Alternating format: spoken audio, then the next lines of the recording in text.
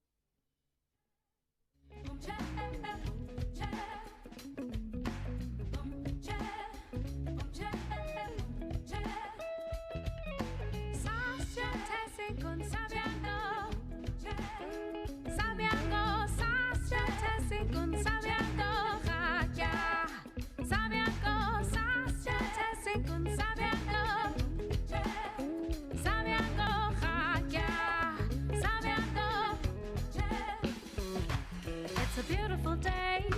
Mother Nature came out to play. At the right hand.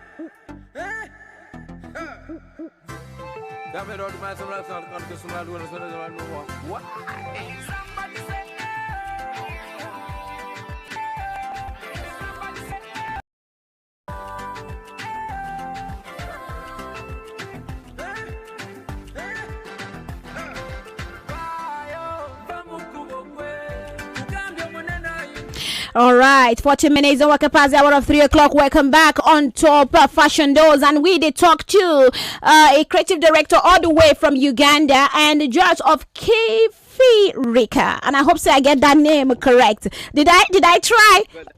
Did I try? That name correct. Call it for me. It means African on the roots, like true African.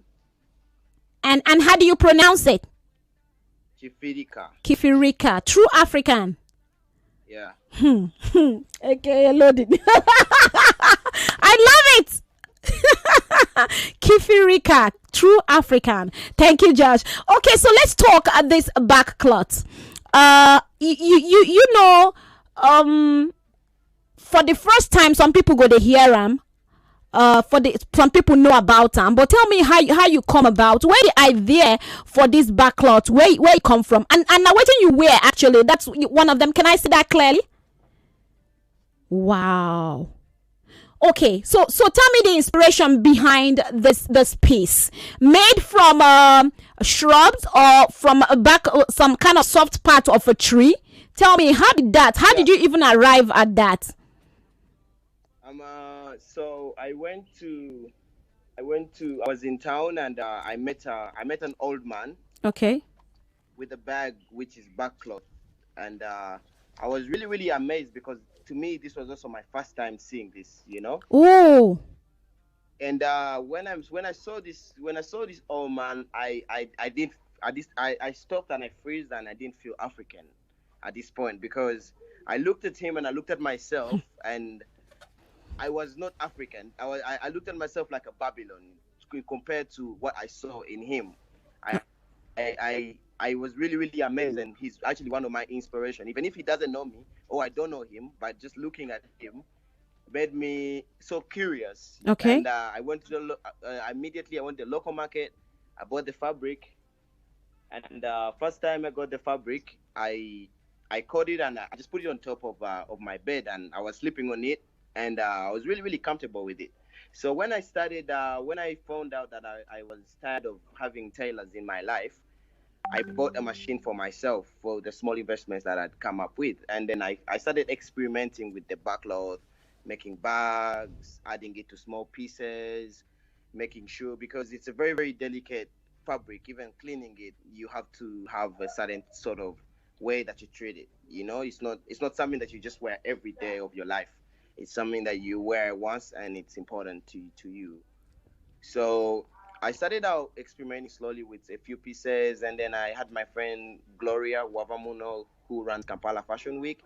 So at this point, I didn't have money to push myself to go to Kampala Fashion Week, but she told me I have a pop-up shop, and if you have some clothes, I can sell them for you, and then the money that you get out, I can pay myself, and I can pay you one day. So I'm like, Wow. yes. So and then that's 2017. I had a I didn't I had a pop-up shop at Kampala Fashion Week, and that was really really amazing, because I sold out, Hmm. and I had only pieces with like BARKCLOTH. So Wow. I sold out. I paid her, she paid me, and she pushed me, because the industry here is, people don't really push. It's more of a competition. Yes. It's more of a competition. Everyone wants to, whoever has the best style, people start duplicating it then. Hmm. Hmm. So yeah, she really helped me out, and it really really worked for me. All right. But how do you source this fabric? How do you get your pieces? Because I know there are people who I locally have create these things. Okay, I have because first they cut the cover of the tree Yes. off, Yes. and then when they cut it off, then they put it on a soft place, then Oh. they start to pound it Wow. so it gets flat. Okay. So when it gets flat, they get it, and they put it in a saucepan with hot water. So they boil it with the color, which is this color, and Okay. this color into the fabric. So Okay. some of them, so there is there's brown, there's white, and there's black. Okay. And black is actually just gotten out of the charcoal, like firewood. Like Mm-hmm. they mix with the firewood, and then the fabric absorb the color out of it. It's actually a very very long process to make the fabric. But you go through all this process. You go through and you still make out fabrics. You still make out, and then you still. But how affordable are these BARKCLOTH, or your proper design made out of BARKCLOTH? How affordable are they? How affordable are they? I would say like I'll say $50. Yeah, because you go through so much stress trying to create them. Yeah, and then also like it's really really so not encouraging, because people can come to your shop and they look at these designs, and then to human beings, they don't think about how you made it. Yes. It's how it looks now. Hmm. It's how it looks now. So a few people, like I in a month I can get like 4 customers, That's the people who actually know what they're buying, who have actually seen the work. But rest of the people, they'll look at it and be like, nah, it's probably a lot of money and I can't really afford it. But like, because even me, I have to travel like 2 hours to the village to meet a family that I'm supporting that is actually taking their children to school and they make the fabric for me because they have the plantation of the trees. Okay. Wow. So yeah, so it's so to me it's like a working community. Like they get the fabric, and because right now the fabric is not appreciated at all because Yeah, but looking at Africa and so much deforestation, how do we sustain this? How do we continue making this BARKCLOTH? Because it's something like you talk. Say most of your buyers, they come from Europe. They are appreciating these designs and so much work being put in. But I see you blending it with some of some of your other designs you put. What do you call that fabric now? I'm trying to think to remember the name now. The one you paired. Which one? The one you paired with it, like the fabric you put. Oh, that one. The one I made with the BARKCLOTH bag. Yes. That one is a sack of rice. Sack of rice. Wow. Vintage sack of rice from those longer, how it looks like, Yes. It looks like the original one. It's a cloth which is a sack of rice. Amazing. Yeah. Amazing. But then go ahead. Yeah, so I really wanted it to look more of a very, very unique piece because mainly most of what our designs are doing, we are copying a lot of the Europeans, like a lot, like So there's like some contemporary kind of styles added to it. Yeah. So of course, like in Europe, everyone's gonna look at a sack and be like, oh, it's a sack, like no one's gonna mind it or use it. So it gives it that unique touch, which is different, like it's different. You feel different things when you wear it. Amazing. And this is one of your design. The one you're wearing a BARKCLOTH, and then added to another print to design them. Okay. Do you make for just male or female? Is there a mix? Because I'm not gonna say that I'm a visual artist. I don't create according to my page. Okay. I have pieces that I've never posted. I have custom pieces that I've done for so many people, stars. I work with my client as the way my client comes to me. If someone, because mainly people look at my page and be like, oh, I didn't really see something I like. I'm like, okay, so it's better that you come to me.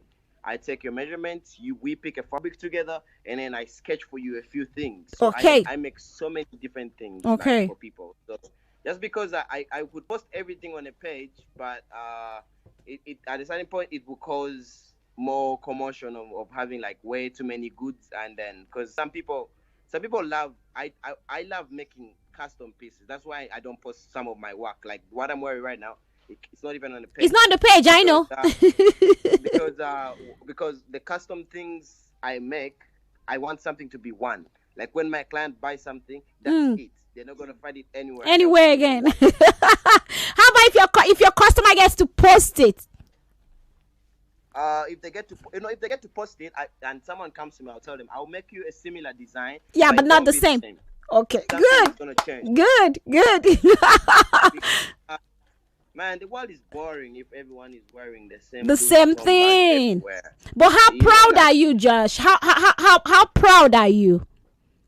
Me, I won't say that I am proud, but I'm just a happy human being. I just live my life. Rather I get paid, rather I don't get paid. If I look at my work and I'm happy with myself, that's me. Like that's me, because this is the same reason why I wouldn't want to make the same thing all over again, because I know not everyone wants to be different in their own way, Okay. We don't really want to have a same impact as what keeps going on, producing the same thing all over and all over again. All right. So I'm seeing people asking you questions like, you said you create this from a back of a tree. So I think the person just joined. He said, "Please, I'm wild. How possible is this?" I have pictures of all the processes.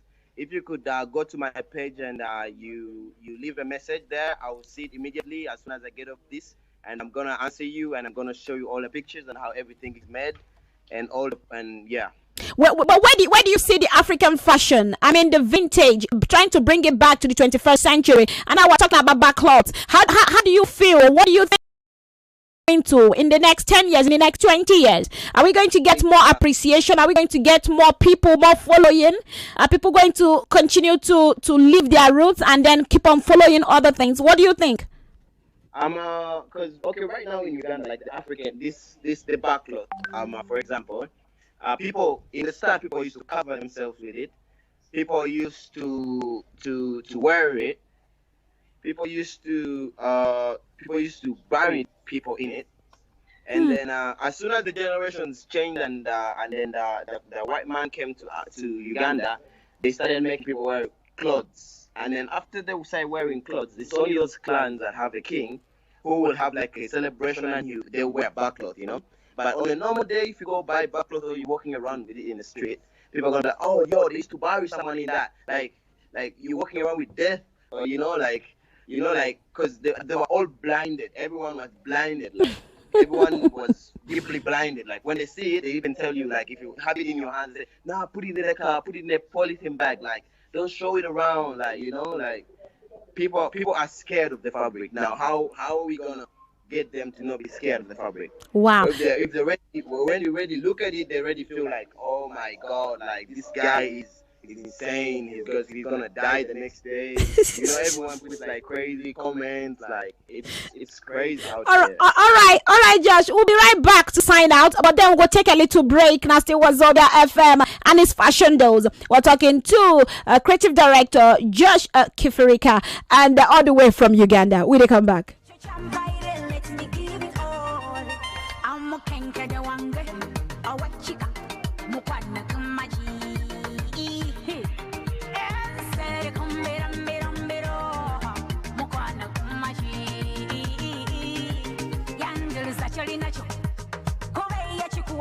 yatwala ebiseera share it say look at the wires.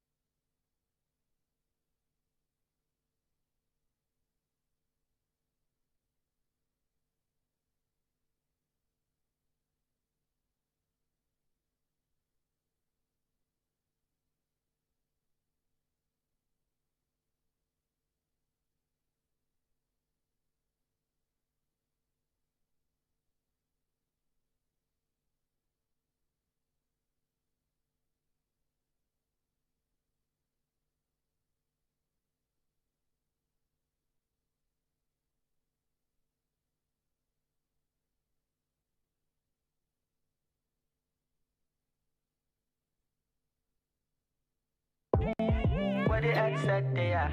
Hear me now. Let me tell them something now. Another. Upside that glove, yeah.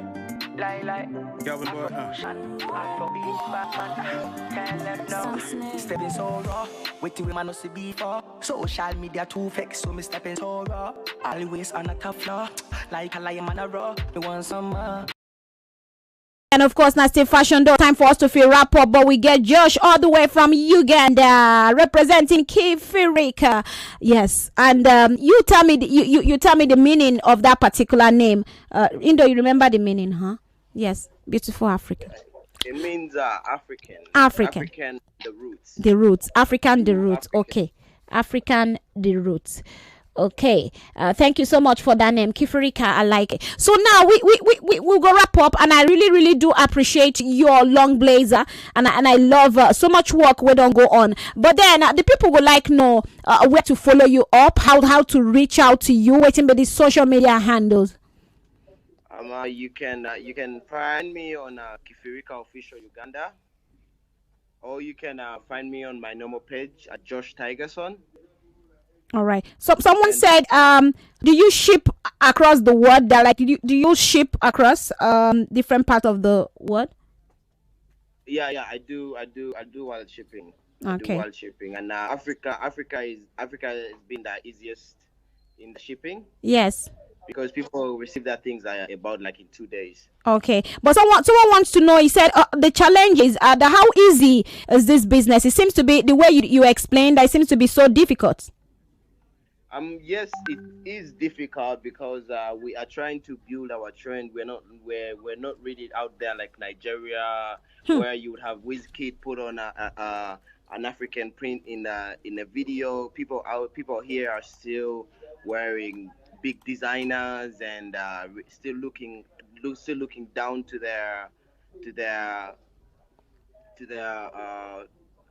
looking down to their roots. But then it's good because also I love the influence that Niger and Ghana and all these people are put on the African market right now, because people are waking up.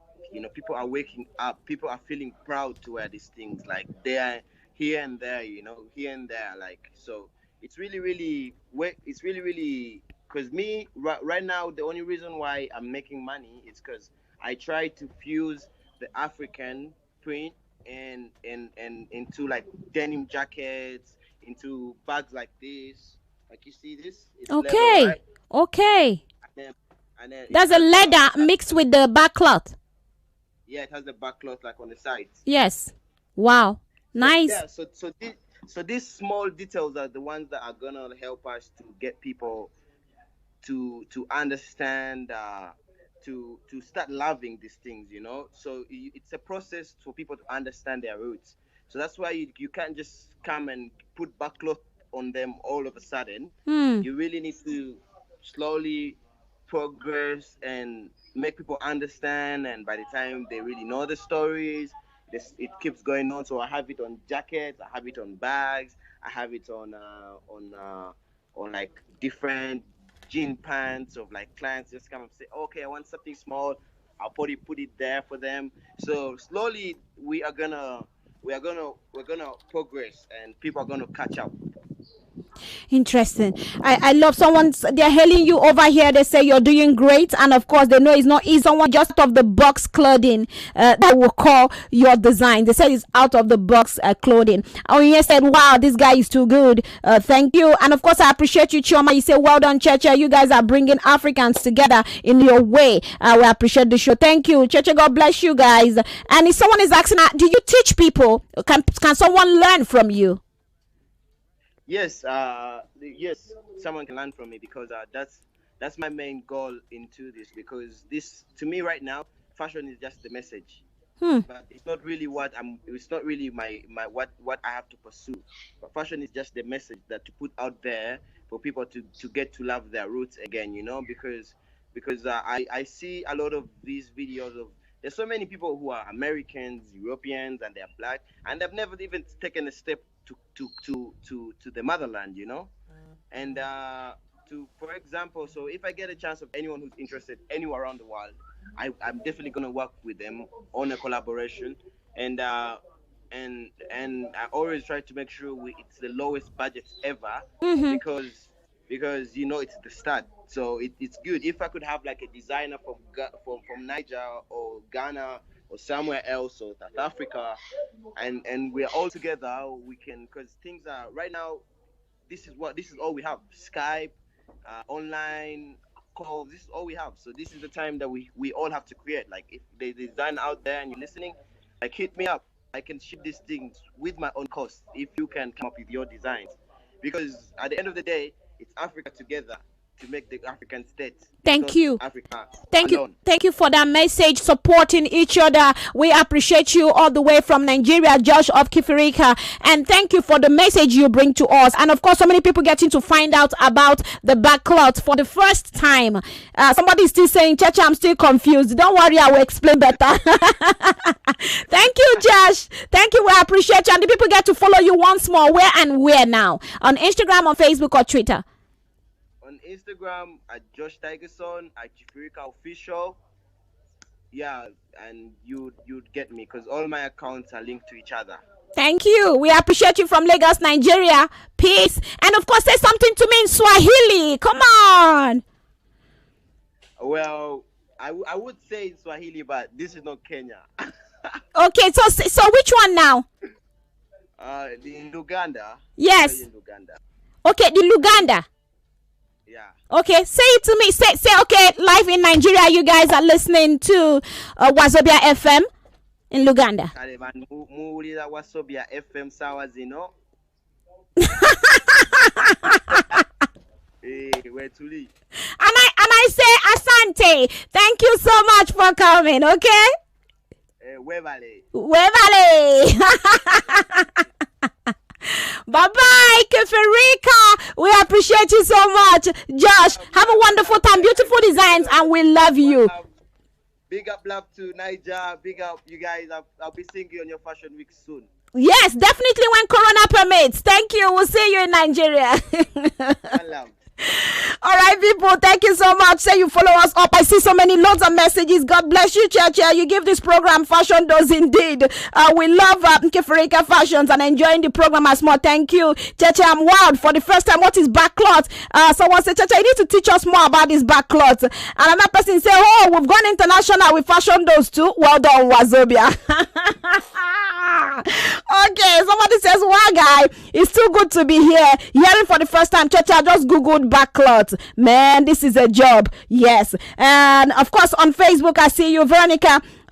Victoria says, I love you, Cheche Smith and Josh. I'm happy. Cheche, this your gele, eh?